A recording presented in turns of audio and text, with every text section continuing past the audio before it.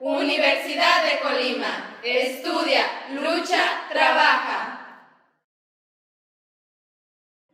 Facultad de Medicina presenta.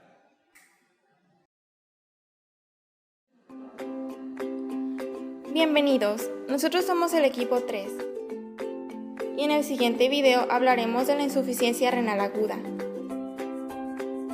El equipo está compuesto por Paloma Barajas, Carla Viviano, Diana Borja, Salvador Carrillo, Celina Contreras, Nicole Chávez, Perla González, Fernando Pelayo, Jocelyn Quiroz e Ivonne Velázquez.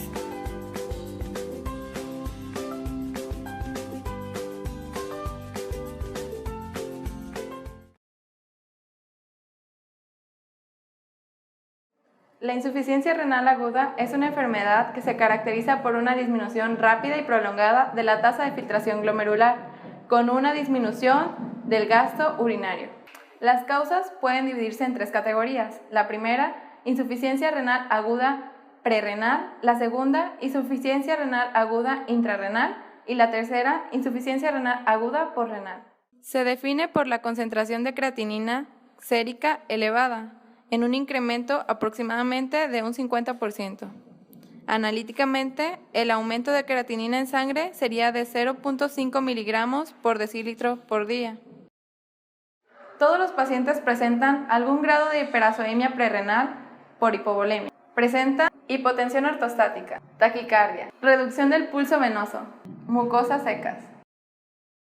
Los cofactores importantes en la lesión renal aguda son la hipovolemia y los fármacos que interfieren con la tasa de filtración glomerular, como los AINES, inhibidores de la enzima convertidora de angiotensina, y los antagonistas de los receptores de angiotensina. Insuficiencia renal aguda prerrenal. La insuficiencia renal aguda prerrenal es resultado de una disminución del aporte sanguíneo a los riñones, a consecuencia de una anomalía que ocurre fuera de los riñones.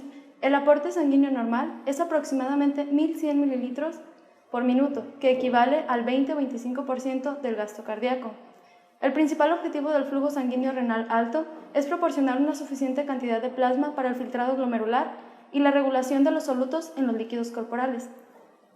Una disminución del flujo sanguíneo renal va a traer como consecuencia una disminución del filtrado glomerular y por ende una disminución en la eliminación de solutos y agua a través de la orina.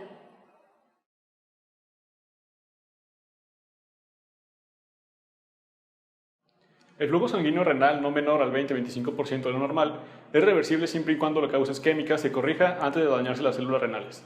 El riñón tiene una gran tolerancia a una baja de flujo sanguíneo debido a que conforme el flujo sanguíneo renal disminuye, también lo hace el filtrado glomerular y el filtrado de cloruro de sodio en los glomérulos. Con esto, se reduce la reabsorción de cloruro de sodio en los túbulos, teniendo así un menor requerimiento energético y por tanto de oxígeno, guardando oxígeno suficiente para poder mantener vivas a las células. En cambio, en el flujo sanguíneo renal menor al 20-25% de lo normal, no es reversible, inicia con una isquemia, siguiente de una muerte celular o daño celular. Insuficiencia renal aguda intrarrenal.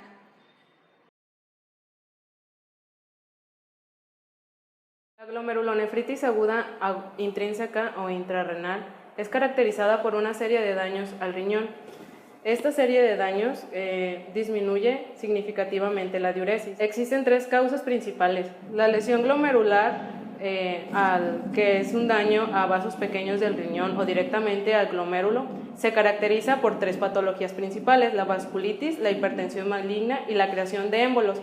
Las segundas, que son los daños al epitelio tubular renal, se caracterizan por dos tipos de necrosis: las necrosis por toxinas y por isquemias. Y las terceras, que son daños al intersticio renal, se caracterizan por dos patologías: pielonefritis aguda y nefritis aguda alérgica.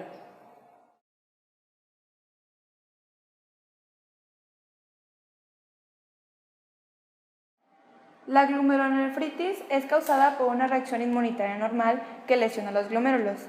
La lesión es causada 1 a 3 semanas después de una infección en el organismo, especialmente por estreptococos del grupo A.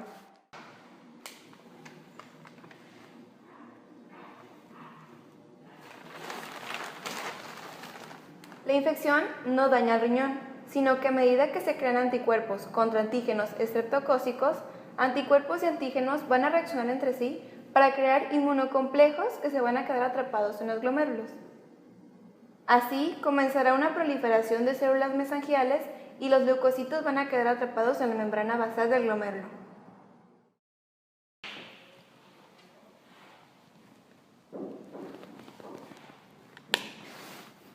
Muchas veces los glomérulos quedan atrapados en esta reacción inflamatoria o algunos se convierten en excesivamente permeables.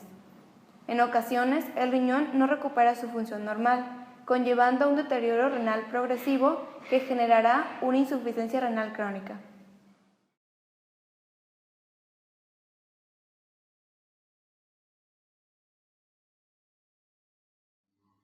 La necrosis tubular es la destrucción de las células epiteliales en los túbulos. Ahora, las causas más comunes son la isquemia grave y aporte inadecuado de oxígeno y nutrientes a las células epiteliales tubulares y venenos, toxinas y medicamentos que destruyen las células epiteliales tubulares. La isquemia grave, cuando es intensa, altera el transporte de oxígeno y nutrientes a las células epiteliales tubulares. Cuando la agresión es prolongada, causa lesión o muerte de las células epiteliales tubulares. Estas se desprenden y tapan las nefronas, provocando que no haya orina. Las principales causas son las prerenales de insuficiencia renal aguda asociadas al shock circulatorio. Los venenos, toxinas y medicamentos como el tetracloro de carbono, los metales pesados, el etilenglicol, los insecticidas, los antibióticos y el cisplatina tienen una acción tóxica que genera la muerte de las células epiteliales tubulares, desprendiéndose de la membrana basal y obstruyendo los túbulos. Insuficiencia renal aguda postrenal. La insuficiencia renal aguda postrenal se debe a una obstrucción en el sistema colector urinario en cualquier parte entre los cálices y la salida vesical. Las anomalías pueden bloquear parcial o totalmente el flujo urinario, provocando la insuficiencia renal aguda aun cuando el aporte sanguíneo sea normal y otras funciones también lo sean. Si solo se disminuye la diuresis de un riñón, no hay ningún cambio importante en la composición del líquido corporal, ya que el otro riñón puede aumentar la diuresis lo suficiente para mantener las concentraciones normales de electrolitos y soluto extracelular. La obstrucción crónica de las vías urinarias puede variar de días a semanas, provocando una lesión renal irreversible. Las causas pueden ser obstrucción en el cuello vesical, causada por cálculos vesicales, y uretral por compresión, hipertrofia prostática, cáncer vesical o abdominal, fibrosis retroperitoneal y necrosis papilar con obstrucción, entre otras.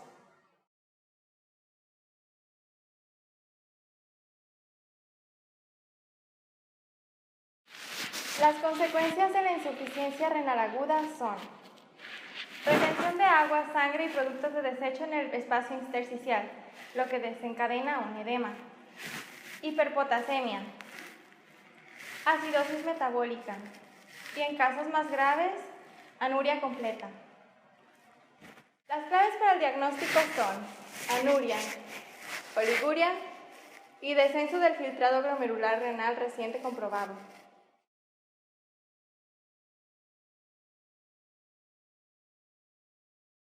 Tratamiento. No se cuenta con tratamientos farmacológicos comprobados que ayuden a evitar o revertir la insuficiencia renal aguda. El tratamiento consiste en conservar la perfusión renal óptima y el volumen intravascular. El tratamiento se encamina a la causa de la insuficiencia renal aguda. Paciente con insuficiencia prerrenal por pérdida de líquido a través de tubo digestivo, el tratamiento es la administración de líquidos intravenosos para aumentar el volumen. En un paciente con insuficiencia prerrenal por insuficiencia cardíaca congestiva, se trata con la administración de vasodilatadores e inotrópicos. El paciente con glomerulonefritis por vasculitis, el tratamiento se realiza con dosis elevadas de glucocorticoides y citotóxicos. Paciente con insuficiencia renal aguda por pielonefritis o endocarditis, se trata con antibióticos. Paciente con obstrucción urinaria. El tratamiento es la colocación de sonda Foley endoprótesis ureterales o sondas de nefrostomía.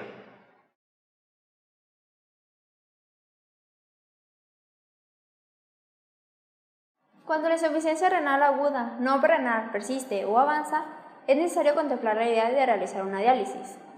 Las indicaciones para realizar esta diálisis dificultan la recuperación de cualquier enfermedad fuera del riñón. Estas indicaciones son una sobrecarga de la producción que no responda al uso de diuréticos, hiperpotasemia, pleuritis, pericarditis, serositis inflamatoria. Algunos de tipos de diálisis son una hemodiálisis intermitente, que esta es la más usada, diálisis peritoneal, que esta tiene riesgo de causar infección por la inserción de catéter intraperitoneal y alteraciones respiratorias por la inserción abdominal.